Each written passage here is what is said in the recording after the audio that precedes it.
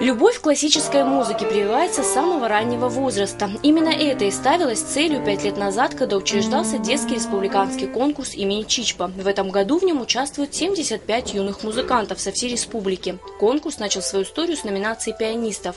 А теперь у юных скрипачей и вокалистов появилась возможность проявить свой талант в исполнении классической музыки. По условию конкурса дети выступают в 3 возрастных группах, исполняя 3 произведения. В разы выросло количество детей, не только пришедших в школу, но и которые достигли за время обучения таких успехов, что, пройдя отборочные туры, вот в этом конкурсе будет участвовать около 80, точнее 75 учащихся детских музыкальных школ со всей республики. Юные музыканты, которые когда-то пришли заниматься просто для себя, впоследствии классическую музыку выбирают в своей профессии, а такой конкурс – это счастливый билет для дальнейшего роста в музыкальной карьере.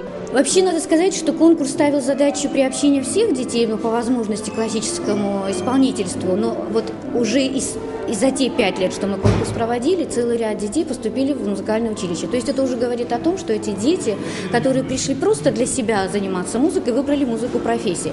То есть среди них есть уже пианисты, скрипачи. У нас появилась совершенно точная, ясная перспектива, что вот эти дети, закончив музыкальное училище, будут поступать дальше, учиться дальше. То есть это именно та поросль, на которую мы так надеемся. 3 призовых места.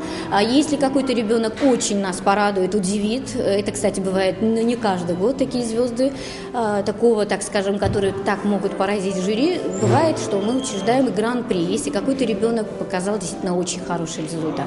Конкурсную программу прослушивает жюри, председатель жюри народная артистка Абхазии Алла Оторба, пианистка, и наши ведущие педагоги, ведущие специалисты. Открывая конкурс, директор Сухумского музыкального училища Нинель Бжаня с радостью отметила, что вместе с количеством участников, которых стало намного больше, повысился и профессиональный уровень конкурса.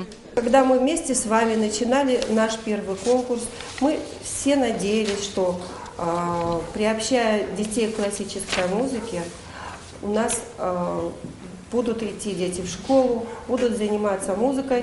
Но, честно говоря, я думаю, не каждый из нас надеялся, что это произойдет так быстро. Сегодня количество участников возросло в 3 раза. Конкурс очень большой. Я думаю, и уровень профессиональный наших детей тоже вырос. Нам придется членам жюри хорошенько потрудиться. Это очень сложная задача. Лана Адлиба играет уже в средней группе, а занимается она музыкой с раннего возраста. Пианистка призналась, что ей по душе классическая музыка.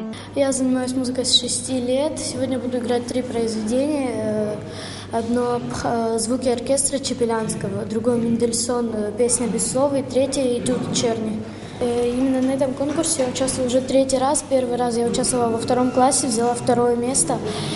Второй раз я участвовала уже в 3 классе, взяла 3 место, и сейчас 3-й раз опять же на этом конкурсе. Конкурс будет проходить 3 дня. Первые 2 дня пройдет прослушивание участников, а уже 16 декабря состоится церемония вручения дипломов и наград определившимся победителям. Элана Какаля, Эльдар Дамиров, Абхазское телевидение.